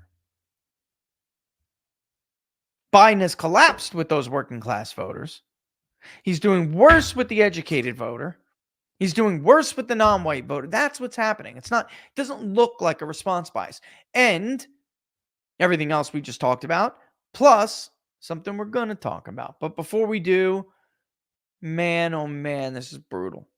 Coming from the guy who took marching orders from the Democratic National Committee during presidential primary cycles. Clip. I want to give I'm Meme Zero some credit here because they splashed it all together, so I didn't have to go through a million videos. Listen to this. If you haven't seen it, unbelievable. 72% of voters say that they believe President Biden. Here we go. In reality, 72% of voters say that they believe President Biden is too old. That's according to CNN's most recent polling. Voters have been saying this for quite a long time. The reality is that the Democratic elites are mostly late to acknowledge these age and ability issues compared to the rest of the public. The elites have been forced to reckon with it after the debate just 11 days ago. Look at my career. I've not had many of those nights. It was a terrible night, and I really regret it happened. But the fact of the matter is, how can you assure you're going to be on faith that can intervene on your way to go to, work tomorrow? Age wasn't, the idea I'm too old. The fact of the matter is, how can you assure you're going to be out on your way to go, work tomorrow? Age wasn't, the idea that I'm too old. Keep in mind, that soundbite is supposed to be reassuring to those Democratic supporters who have gone wobbly. Did you ever watch the debate afterwards? I don't think I did, no. He doesn't think he did. He called into a couple of black radio stations where he said, among other things, this. By the way, I'm proud to be, as I said, the first vice president, first black woman, served with a black president. I'm proud of the first black woman in the Supreme Court. There's just so much that we can do because together there's nothing. Look, this is the United States of America. He's proud to be the first black woman? Not coherent. And even then, we later found out, from the radio host, that the Biden campaign had given her a list of questions to ask President Biden. That is a huge no-no in journalism, and the host was fired for it, but it remains quite telling. Pause. Are you kidding me? Are you kidding me? Do we have to remind Jake Tapper? And I think we shall, ladies and gentlemen. I think we shall. Do we have to remind Jake Tapper that he and his team asked the damn Democratic National Committee what the hell they wanted them to press Cruz and Trump about? You have got to be joking. These people really have no shame. No shame at all. I mean, it's just unbelievable to me that he would make that claim on live television. Unbelievable. Hey, what's up, little man? Daddy's in the middle of a show. Are you out of your mind? You can't come in front of the camera like that. You get your little tushy back in there. Are you crazy? Are you crazy, little man? I am happy. You make me happy. You know that. Come on. I mean, my God, it's the headline actually says, by the way, that, you know what? Laura wrote this. Laura wrote this story. I'm going to get the story again to refresh everybody's memory, but I do want to talk about a Politico article, which I think is very important at the topic of our theme. I just thought it was, you know what? I'll share the story. You guys read it. I just want to quote real quick. All right. About what this subject line, Cruz on CNN. All right. Jake Tapper's team said, CNN is looking for questions. Please send some topical, interesting ones. Oh, big no. Oh, sorry. That one's Wolf Blitzer. Where's Jake Tapper's? Regarding Pablo, here's Jake Tapper. Window closing on this. Need to know ASAP if we want to offer Jake Tapper questions to ask us. Holy moly, yo. What a hypocrite. Look at him, too. New glasses, same lion shitball. That in the Biden campaign's efforts to show that the president has not missed a step, his campaign felt the need to feed questions to the hosts for a call-in radio interview. And the president still, even then, failed to deliver in many of his answers. Now, many elected Democrats are expressing concern about this answer, too, although it was quite coherent. George Stephanopoulos asking him how he would feel if he ultimately loses to Donald Trump, which polls have suggested he will. I feel as long as I gave it my all and I did the goodest job as I know I can do. That's what this is about. As long as he gave it his all and did the goodest job he could do. That's what it's all about. Is it?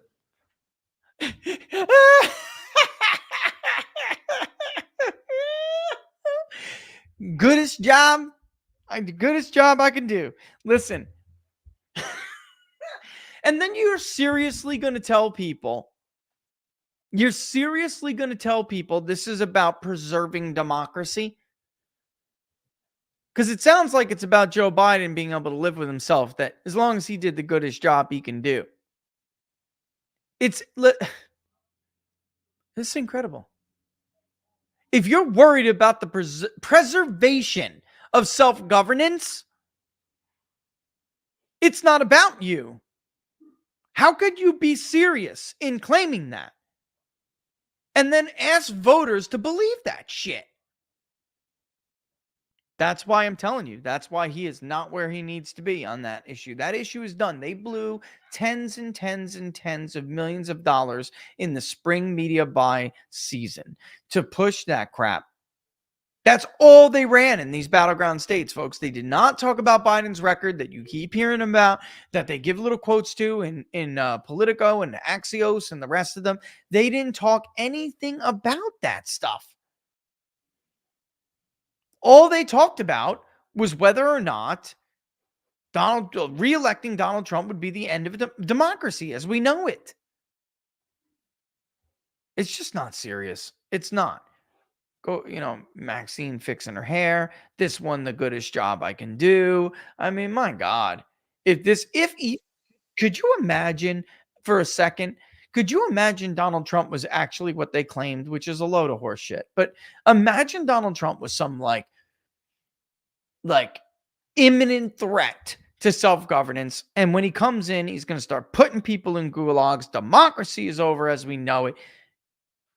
And these people were our last best hope against that? Let me just tell you. That ain't the goodest job we can do. All right? Proud to be the first black president, proud to be the first female. But what? I mean, we know what he meant, but it doesn't matter. He's senile. And that's the goodest job he can do. All right, the goodest job as long as the lights are on. Nobody's home, Laura. Laura, don't make fun of him. That's the goodest job he can do. It's the goodest. We're so doomed.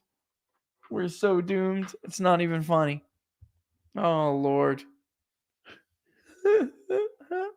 And Emperor Soft Turtle is absolutely right. 100% correct. They had no choice but to do that. They had no choice because they don't have a record he could talk about. Even my daughter pulled out the other day what are those things? Those freaking Uncrustables. She pulled it out and she was like, what the hell happened to Uncrustables?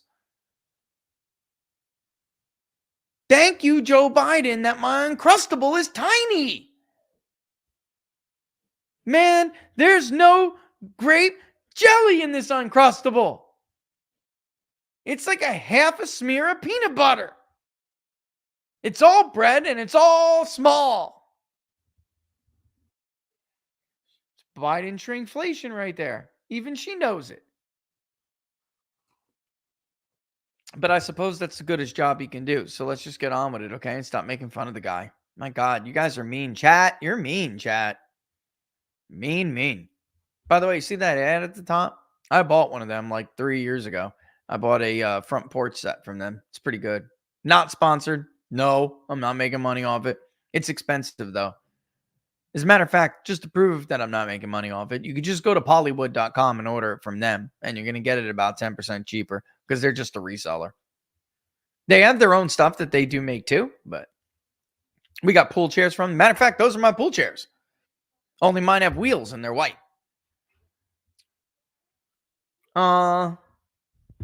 Shriners. Love Shriners Hospital.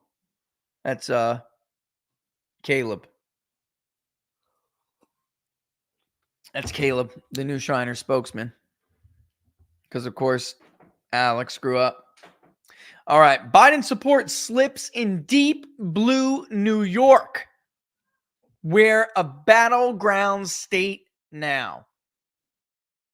I mean, folks, you don't even want to entertain the possibility that we could be understating Donald Trump's support when polls suggest that New York State is really close, that New Jersey is really close. You don't think listen, if New Jersey is close, it's a tri-state area. If New Jersey is close, New York is close, certainly closer than it ever should be. You don't think Pennsylvania, it's at least possible that we're understating Donald Trump's support in the state of Pennsylvania? Bucks County, hell, even parts of Philadelphia, there are going to be some ritzy, what do we call them? We used to call them in the 80s, yuppie liberals.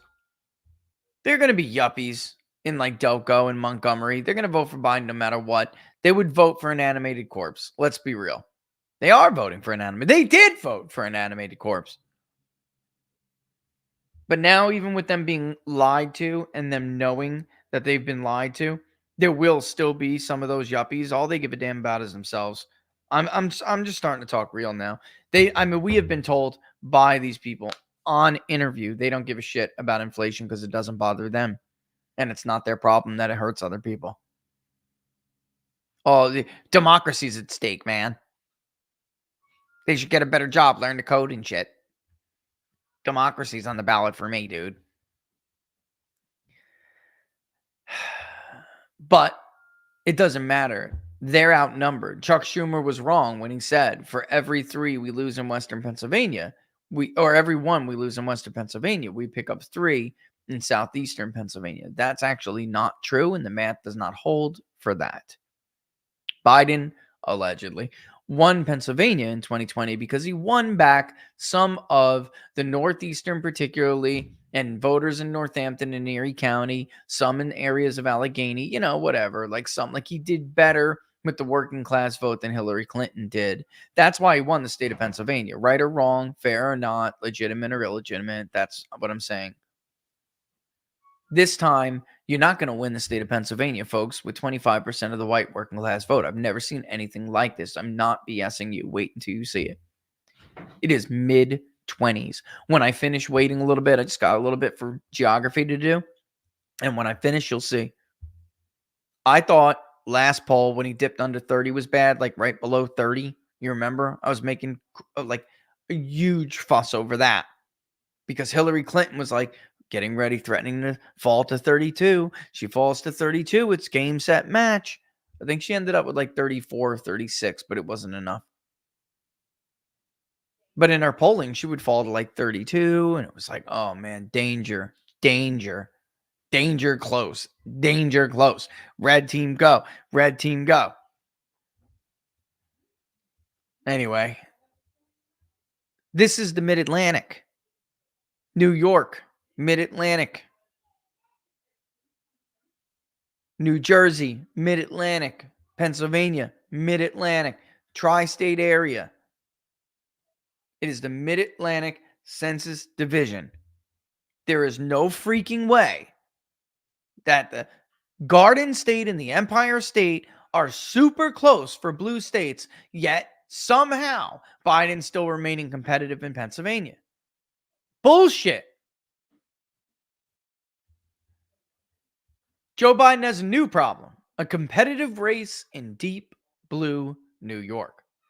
Election officials, union leaders, and political consultants are panicking over polls showing a steady erosion of Biden support in a state he won by 23 points 4 years ago. Well, let's just take what Tom Bevan said. If he's 12-point swing nationally, okay, and he won New York by 12 points, by 23 points, excuse me, and New York swings exactly like the nation swings, Biden would win the state by 11 points. Very close for a state like New York. That's really not what the polls are showing. There's a poll in New Jersey out right now showing Biden up by like 1 point. There's another one with him up by 7. There's another one with him up by 4. There's another one that's an internal by Trump. You got to take with a grain of salt. I think it shows Trump up. But I think it was conducted by Fabrizio and Lee. So I mean, if that's true, if it was conducted by Tony, I mean, it's not bullshit. By the way, Tony was the only one who, and he was polling for Jack Ciattarelli, the Republican nominee for governor. He was trying to show them it was a close race. He polled the state well. The RGA just didn't believe him. The donors didn't believe him. And he could have won that race. Hands down, Jack Ciattarelli could be the governor of New Jersey right now. They're so worried they've been trying to convince Biden's team to pour resources into New York to shore up his campaign and boost Democrats running in a half a dozen swing districts that could determine control of the House. Real clear politics. That's what I'm talking about in the video. 3 seats in New Jersey. Also, on top of New York, I mean, I guess Brian Fitzpatrick is fine. I guess Perry's fine. I mean, there's no way 3, 7, these districts are close or going Republican, and yet somehow, Trump's going to get wiped out in Bucks County or something. Like, that's not going to happen. Biden aides have not focused on New York, committing no significant resources to a state where they expect the president to easily win all 28 electoral college votes in November. But the warning signs are impossible to ignore and have been building over the past year. 2 private polls conducted in a swing New York House district and reviewed by Politico, one in September and another in March, found the former President Donald Trump leading Biden there by 1 point, a virtual tie. And public polls over the last 4 months find Biden's lead winnowed to just 8 points across New York, an unusually narrow gap in a state where Democrats outnumber Republicans 2-1. Wait till you see the urban vote too in this poll. Because if you were to look at the Siena College poll, the Emerson College poll, where is Donald Trump making his biggest gains? In the 5 boroughs. In the 5 boroughs. Is he doing better in areas like Clinton, and upstate New York, where it's obviously more conservative? But they're Democratic, and I wouldn't say strongholds because they're not strongholds, but they're swingy areas, even upstate. Biden barely won them. He's going to lose them now. Absolutely going to lose them. We're still acting like this is a one-party state, which for pretty much 20, 25 years it has been. Democrat Manhattan Borough President Mark Levin said, "I truly believe we're a battleground state now." Oh my God. Biden, whose campaign is in free fall after a shambling debate performance last month, is yet to pay attention to the state beyond high-dollar fundraisers. He was most recently in New York on June 29th to raise money in the Hamptons and attend a dedication ceremony for the Stonewall Inn Visitor Center in Manhattan a day earlier. He has been appearing on traditional battleground states, including Wisconsin and Pennsylvania, over the weekend, as the 81-year-old tries to silence doubts over his age and mental acuity. Now Democrats want Biden to get serious about the Empire State as they warn of the existential crisis to democracy posed by Trump's potential return to the White House, according to interviews with 10 Democratic Party officials, consultants, and political leaders. A contested race in New York exacerbates Biden's re-election's trouble as members of his party continue to call for him to step aside or question his fitness for office, including 2 members of the state's House delegation. And it would cost him time and money he'd rather be spending on the country's 6 swing states, siphoning millions of dollars to play in the costliest media market in the country. This is not a country with 6 swing states anymore. It's not. Biden already had to pour resources into Minnesota. He's got a crack 3-person team up there right now trying to make sure he does not lose the state of Minnesota, which his own polling has him losing right now. His own polling is almost identical to our poll, where it's like Trump is up by a 0.5 point. And by the way, adding third-party candidates to that mix, he is down by a little over a point. He's going to have to defend Virginia. New Mexico, maybe. I don't know whether he's going to sleep on that or not, but if I was Joe Biden, I would be defending New Mexico. I'm not going to tell him how. There's one thing Joe Biden could do that would greatly improve his prospects of reelection. Unfortunately, if he wants to know what it is, he's going to have to go to the Oval Office on prime time, take his pants down, bend over, and kiss his own ass, because I'm not going to tell him any other way. My fellow Americans, I need you to see this, because the People's Pundit will tell me how to win re-election. There is no way they can spread the money around like this. But they want them to, because they know that there are serious down ballot races that they could get wiped out. That this is real and they could get wiped out here. They're all worried about those voters we have been talking about for over a year. The Trump or bust vote, the Trump only vote, the low propensity to no propensity vote that's going to come out. By the way, I didn't even look at that yet. How much Trump is leading in this month? I didn't even look at that yet.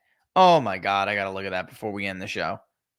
I want to know by how much Trump is leading among those who have never voted before compared to those who voted in 20, those who voted in 18, et cetera, because I did not look at it, and I think you would be interested in that. I mean, of course, you're going to see it very soon anyway, but all right, so let's keep reading while that loads up, because I want to know. I mean, I'm trying to see that. I don't know why I didn't look at it. Top statewide Democrats. Oh, wait. The money that needs to be spent here will be subtracted from other areas he's going to lose, former Democratic New York Governor David Paterson said. Oh, wow. Top statewide Democrats, including Senate Majority Leader Chuck Schumer and House Minority Leader Hakeem Jeffries, have signaled shared public support for Biden. Schumer, though, has been sparing in his public comments about Biden since the president's debate performance nearly 2 weeks ago. Quote, as I've said before, I'm with Joe. We already read this, you know, blah, blah, blah, blah, blah, blah. Schumer and Jeffries are under intense pressure this week as lawmakers return to the Capitol and Democrats try to find unity. Schumer declined Tuesday to say whether he agreed with Senator Patty Murray, who's from Washington, by the way, another member of the Democratic leadership, that Biden, quote, must do more, unquote, to reassure Democrats and needs to be a, quote, much more forceful and energetic candidate on the campaign trail in the very near future, unquote. Listen, I just want to say, thing about Hakeem Jeffries, what a friggin' bogus fraudster. This guy's got the nerve to talk about election denialism. He called Donald Trump illegitimate. He said the more and more we learn about the Russia, the dossier, what's going on, the more we investigate collusion, the more it appears this is an illegitimate president. When he knew full well that dossier was bullshit, it was paid for by his Democratic allies and the former nominee, and the party she took over. They knew immediately it was a lie. Anyway, while I'm waiting, let me just clip this off. Quiet answer question. Did you vote? I've never voted. I want to see this. I've never voted. You ready? They're still not totally certain to vote, although it's a good amount that says they will vote for the first time. Actually, it looks kind of close. Unless it's because I'm leaning. Oh, that's who. Okay. Duh. That is just among those who actually never voted is Trump plus 7, which is actually not as much more as I thought. Let me see about those who did not vote in 2020. Let's try that. Because some of these I have to screen more to make sure. That's more like it. That's what I thought. Okay. I did not vote in 2020 is Trump plus 12. Wow. Holy moly. That's crazy. I did not vote in the midterms. I mean, I Trump plus 8. Holy God. Biden's even starting to lose some of those people too that he was getting otherwise. All right, back to it. Democrats have been on a winning streak in New York since 2006 and control all levers of power in Albany. A GOP presidential candidate hasn't won New York since Ronald Reagan's rout of Walter Mondale in 1984. But GOP candidates flipped enough suburban House seats to help their party maintain control of the chamber 2 years ago, which is what a lot of this is about, right? So if Trump is running really strong in New York, it's going to help the Republican House, right? As a Republican challenger to Governor Kathy Hochul lost by relatively modest 6 points. That would be Lee Zeldin. State party leaders have publicly backed Biden and expect he will remain in the race, none more than Hochul. Still, support for Biden among New York Democrats behind closed doors is flagging. Representatives Jerry Nadler and Joe Morelli, in a conference call with fellow House Democrats, backed the change to the top of the ticket. Nadler publicly said he has said he's supporting Biden. Morrell did not return a call seeking comment. A weak Biden would spell trouble for down-ballot Democrats running in battleground House districts in the Hudson Valley and on Long Island, particularly those who rely on increased turnout generated during a presidential cycle. You notice how these reports all pretend like everything that we discovered is common knowledge and like known, and they knew that, as if they never, as if it was never a thing that Democrats benefited more from high turnout. You know what I mean? It's just a total joke. I really do. I find it to be a complete and total joke. Everyone pretends like they know what the hell they're talking about. It's really kind of annoying. It is. Sorry. If I'm a Democrat in some of these suburban races, I'd run the hell away from Joe Biden. Former Nassau County Executive Laura Curran said. One high-level New York Democrat, granted anonymity to speak bluntly about the political crisis surrounding the president, said the party's House candidates need to distance themselves from the top of the ticket. And by the way, Levin said, the implications for control of Congress are real enough that I think this needs more national attention. Boy, who needs friends? Who needs enemies when you have friends like this? Trump had to deal with this in 2016 too. After the Billy Bush tape, they all ran like a bunch of bitches for the hills, man. Actually, that's an insult to bitches. I'm serious. We got to distance ourselves from Trump. He's going to take us all down with him. And then what really happened, though? I'm not saying it's going to happen with Biden. I'm not. It's a totally different situation. I'm just simply saying it's messed up, man. Guy's been around for decades and decades and decades. All they care about is winning. All they care about is winning. It's never been more important for a Democratic House member to focus on building their own local brand and run on that. That's what a, quote, high-level Democrat told them on the condition of anonymity. Biden isn't going to be handing out coattails no matter what. He's only got anchors. Building and Construction Trade Council President Gary LaBarrera said, there are going to be members we recognize who will never be convinced that Joe Biden is the next president. This is a very unique set of circumstances with Donald Trump. There are people who are just not going to change their mind. This is Biden's labor ally. He is telling Politico that there is a revolt among his rank and file union members in the state of New York.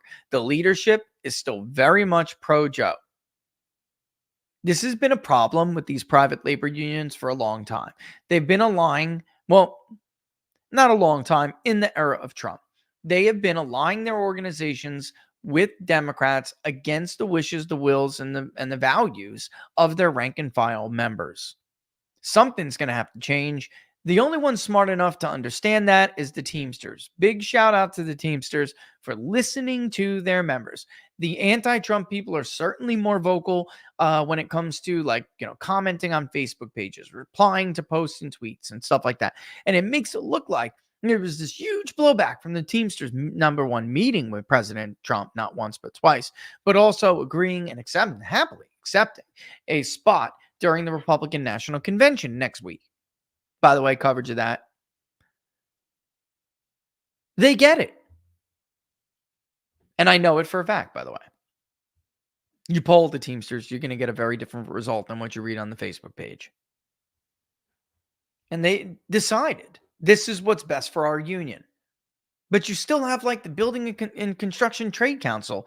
Listen, who the hell is going to be better for them? Joe Biden or Donald Trump? This is actually quantify.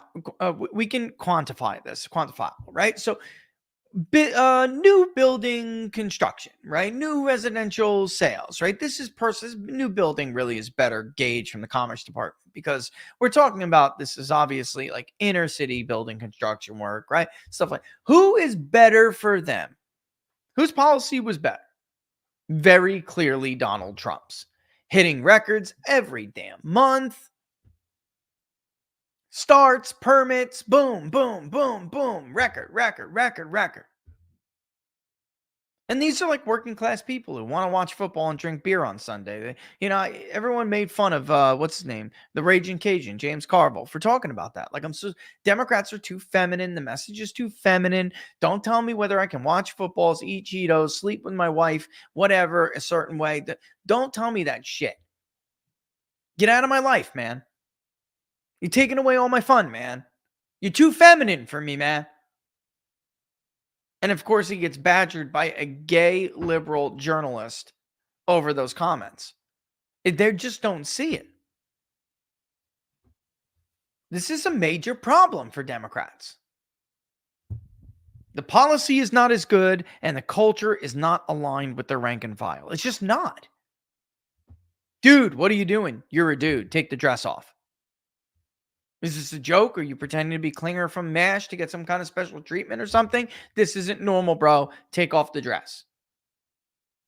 Like, when was the last time any of these schmucks talked with one of these guys? You think they were going to support what they're seeing now culturally from Democrats? No way. Top that off with their lives just being significantly better, financially speaking, under Donald Trump. And I don't know what the hell you expected to happen. But again, ahead of the curve. Don't forget to peep my interview on my article on locals. It's really an analysis. It's one of the few, when I get something I think is very important, I will do my damned best to write an actual article about it for local supporters. And I did indeed do that.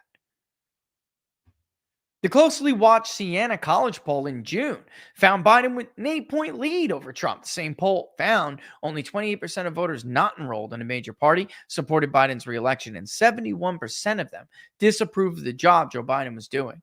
Biden supporters declined since the winter, which he led Trump already. That was weak. 12 points in February. That was already weak. That's half of his margin already is gone from 2020.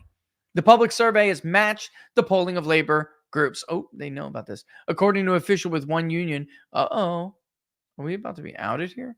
Who was granted anonymity to discuss the closely held data. The poll by the union in June found nearly identical result for Biden. We were definitely alarmed at how bad he's doing statewide. Many of the troubles facing Biden in New York stem from a broader problem Democrats have in a state on issues GOP candidates have successfully seized in recent years, driven by the flood of migrants in New York City, high taxes, lingering perceptions of a crime wave. Yeah, well, stop lying about the statistics. And maybe you'd get an accurate gauge on why people feel the way they do. You don't report it to the monitoring, the surveillance center. You don't. The Washington Post, all of those things, all of those trackers are irrelevant because other big blue states, California, they don't report it to the monitoring system, so it doesn't matter. You going to tell any New Yorker is not a crime wave right now? Unbelievable. There's another kicker to this here, too. And it has to do with the union and business communities. What they did to Donald Trump with the civil suit scared the hell out of everybody. Kevin O'Leary, the real estate mogul or business mogul from Shark Tank, he's totally right. This damage is going to be incredibly severe. Well, you can just be fined up to your ass, or worse, prosecuted if they just decide they don't like you anymore. They are jeopardizing their status as the financial capital of the world, not just the country. They risked all of that, scared the hell out of everybody, every bank, clearinghouse, underwriters. Scared the hell out of everybody just to get Donald Trump in a case which is almost assuredly going to be overturned anyway. Time and again, New Yorkers have rejected Donald Trump. Jen Goodman, who's the state Democratic Party spokeswoman, told Politico. He's the most unpopular person in New York politics. Actually, Jen, check the Siena College poll again for me. Joe Biden has a higher unfavorable rating. Check it. But of course, Trump has his baggage and his liabilities. They have to somehow turn. There it is. Like, they think this is what happened to him with E. Jean Carroll, what happened to him with the so-called fraud case. They don't understand. They're so stupid. They're in such a bubble. They don't understand that that's a liability for Joe Biden, not for Donald Trump. Everybody knows that Donald Trump didn't touch that. Nobody believes that the rich guy who could nail any supermodel he wants touched that woman. I'll be generous. You take one look at E. Jean Carroll, and nobody in the world believes Donald Trump would have done that, except a dumb liberal who wants to believe everything possible that's negative about Donald Trump. Yeah, sure. He can get Melania. He can get his prior wife, who was a beautiful woman. He can have all these models. But sure, he's going to try to forcefully take a piece of that. Like, nobody believes that. Let's poll the union members right now. Let's poll those very construction workers they just cited. Let's see what all of them think about that possibility. Give me a break, folks. Only dumbass morons in the media would believe this. How could you not? Get out of your cubicle, man. I don't know what to tell you. Nobody believes that woman. And you're so stupid, you put her up on TV to make a total ass out of herself and tell the rest of the world who was too stupid to know right off the jump that he didn't do any of that crap. That's a liability for them, not for him.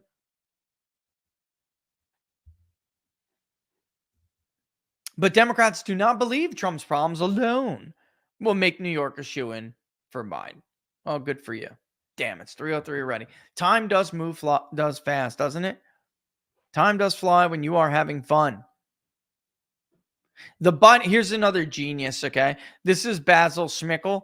Yeah, I said that right. The former director for the New York Democratic Party. This is what Basil had to say. Here's Basil's advice. Thank God they imported a bunch of people who need food stamps, because otherwise, these are the dumbest people on planet Earth, and they would never win an election without them. Quote, the Biden campaign needs to do a better job framing the argument that the choice is between a convicted felon and a president who's done a good job. I'm alarming they have to do this in New York. I'm alarmed that they have to do this in New York, a progressive state with a progressive history.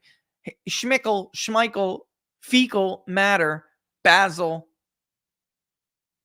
That's one of the dumbest things I've ever heard in my life. They just blew tens of millions of dollars in battleground states. And not only didn't move the needle, actually lost ground. You think New Yorkers are going to believe any of this?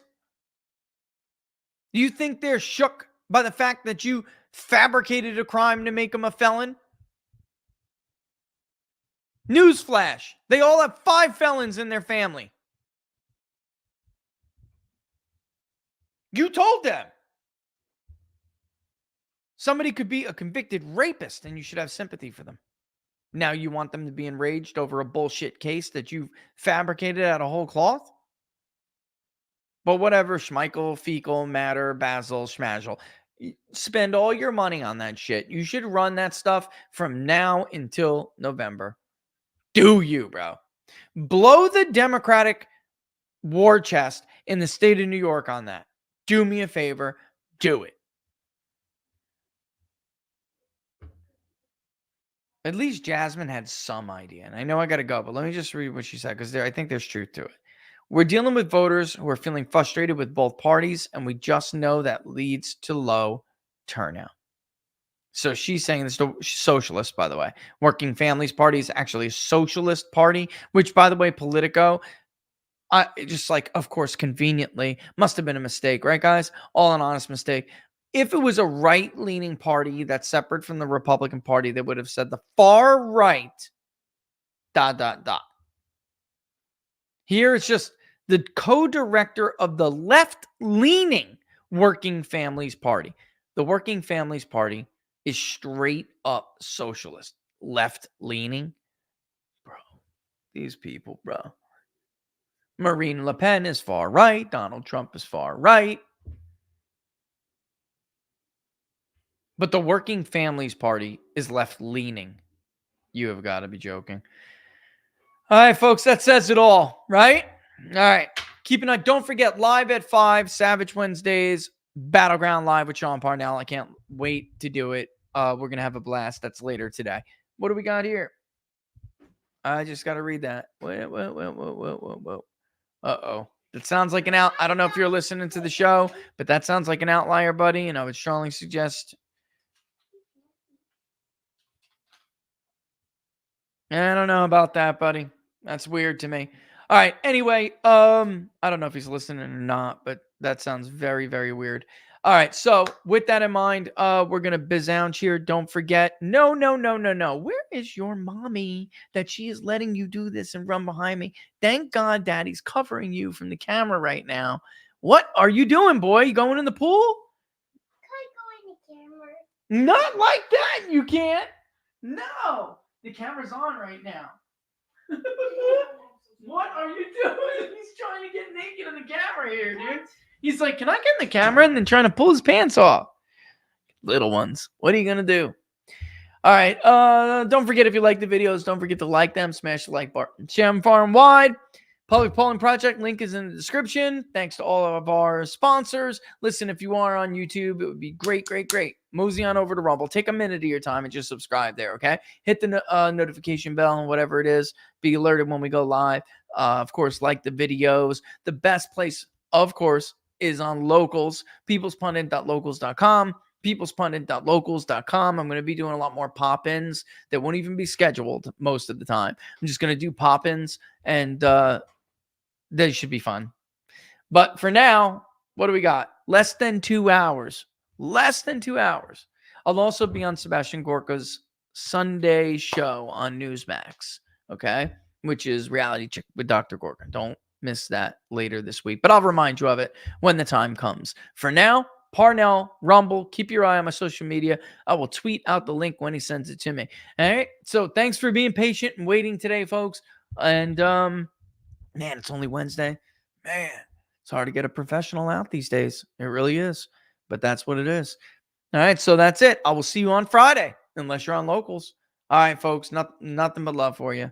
There's a People's Pundit signing out. Deuces. Deuces.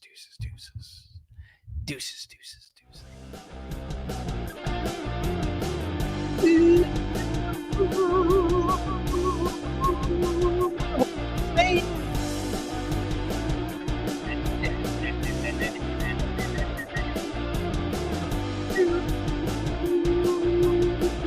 Heels of Paris, boogie word. Gonna call Willie Brown. Wouldn't that be a fun interview?